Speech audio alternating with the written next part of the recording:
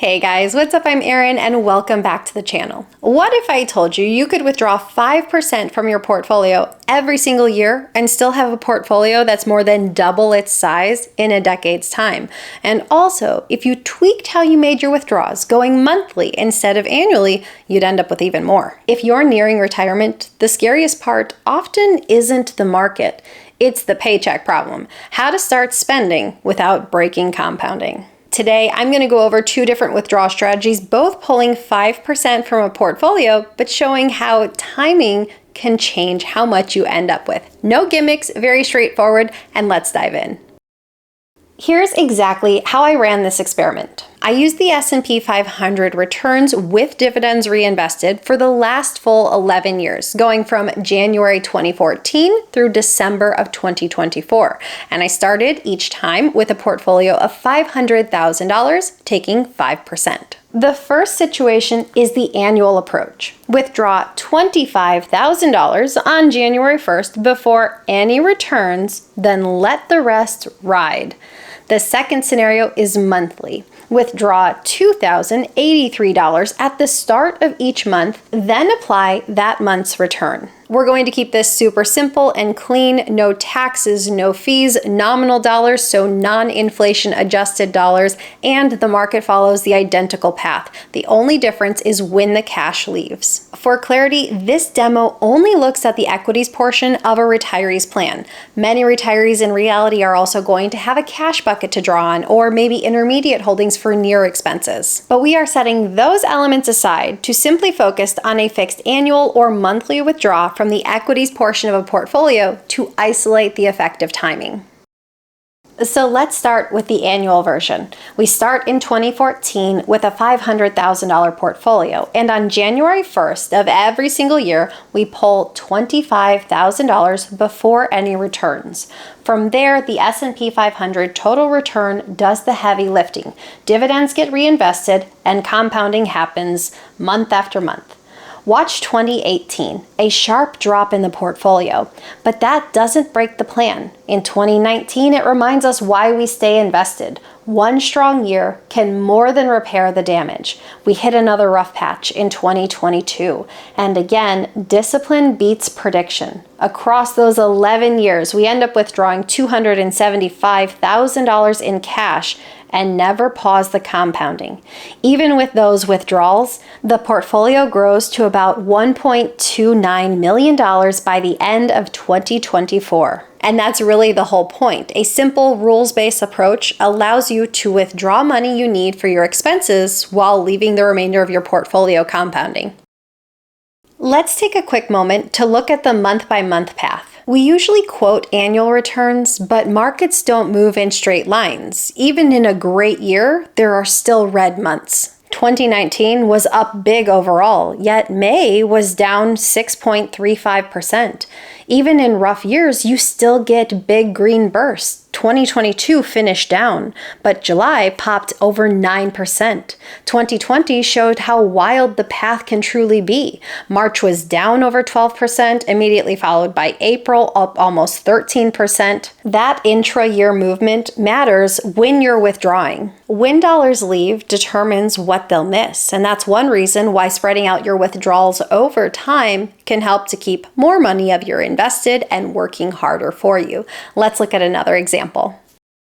This time we're having the same spend amount, but we're doing it as a monthly paycheck. On the first day of each month, we move $2,083 into checking, then let the rest ride for that month. Nothing else changes. Same market path, same total period, and almost the same total dollars out. Technically, in this situation, we have a few less dollars out each year, but that's due to rounding, and I want to work with nice round numbers. This is a rules-based rhythm. Withdraw, then compound. No guessing, no timing calls, just consistent execution month after month. Focus on the overall slope. Despite those bumps, the balance grinds higher across the period, and it feels like a paycheck. Regular cash for living expenses, while the long-term dollars stay invested through the year's ups and downs. With the monthly cadence, the portfolio finishes higher, just over $1.3 million by the end of 2024. Now let's look at the difference. This chart shows just how much more the monthly paycheck method ends each year with versus the annual withdrawal approach. Same market, same period, essentially the same dollars out. The only change is timing. Notice how the gap builds. A small edge in the early years, then larger steps after strong markets. That's the monthly cadence, keeping more money invested through those strong stretches. Even with a small setback year like in 2022, the advantage persists. By 2024, the monthly approach finishes about $31,000 higher, roughly 2.4% relative to the annual method's ending value. Hold on to that idea. A tiny structural edge applied consistently can compound to a meaningful dollar amount. Here's the intuition. With a January lump sum, the whole $25,000 sits in cash for almost the entire year. With monthly withdrawals, you're only pulling $2,083 at a time. So on average, about half of your annual spending gets to stay invested for an additional half of the year. And the markets tend to have a positive drift over time, and that difference can be meaningful. Monthly also smooths sequence risk. Instead of an all or nothing bet in January, you end up with 12 different touch points throughout the year. And as we saw in our example, there are many situations in which the market pops early in the year. But if you've already yanked out this entire amount, it misses this opportunity. The monthly cadence keeps your money participating. If we have a year where there's a poor performance, yes, the annual early withdrawal might look better. But over time, the markets tend to go up, which means over time, the greatest benefit is generally seen with the monthly method. And then there's the compounding edge. Each year's small advantage doesn't just sit there. It stays invested and compounding. That's why the gap isn't static. It tends to widen over time. In our run, it started out around $1,000 in 2014 and grew to $31,000 by 2024. It won't increase in a straight line, and yes, absolutely, down years can dent it, but this small incremental advantage stayed invested consistently can absolutely stack over time.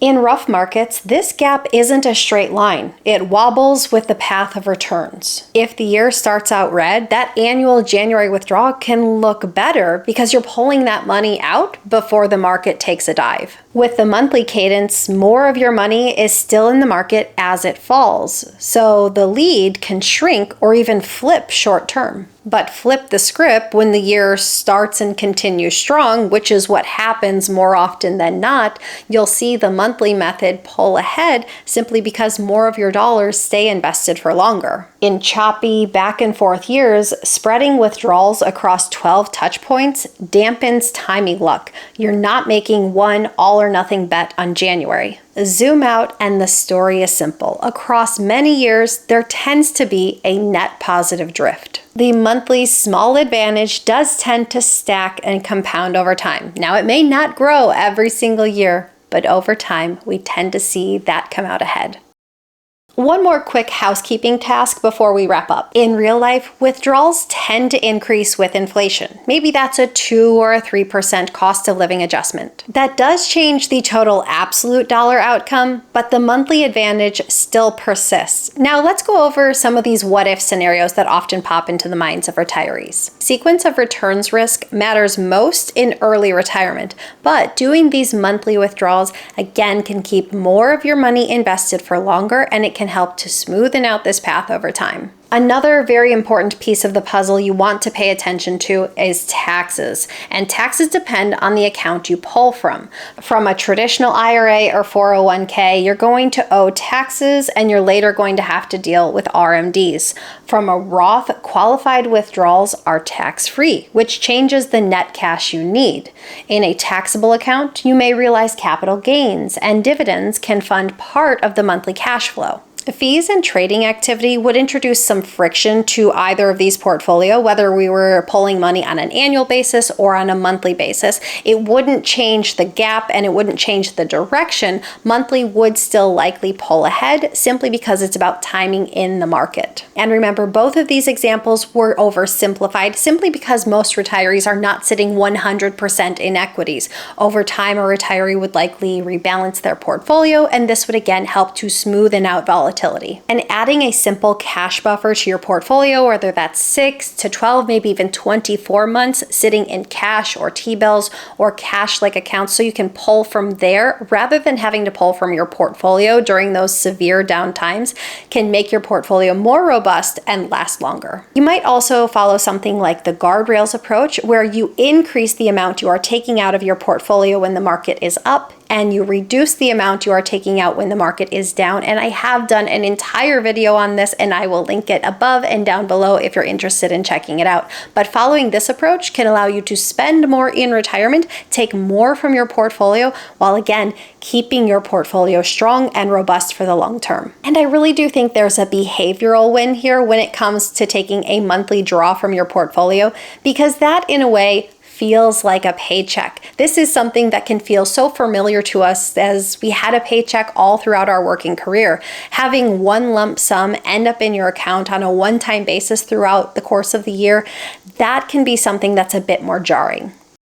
Now let's make this approach easy to live with. You simply go to your custodian or brokerage house, whether that is Vanguard, Fidelity, or whoever you happen to be with, and set up a reoccurring monthly distribution to land in your checking account on the same date every single month. You can even turn on tax withholding so the net amount lands in checking, no surprises. And you can keep your portfolio tidy by setting regular schedules to do rebalancing, so you make sure that everything stays in alignment with whatever your goals happen to be. Maybe you check this on a quarterly basis, maybe it's every 6 months, maybe it's an annual basis. Set the schedule that works for you. And then beyond that, I say do one intensive annual checkup. Confirm your spending rate versus your plan, apply your inflation bump if it fits with what your needs are, adjust for any life changes, top off the cash buffer, and make sure withholding still covers what you owe. Set it once every single year, keep it simple, and let the monthly system do its work. At the end of the day, when you look at both of these portfolios,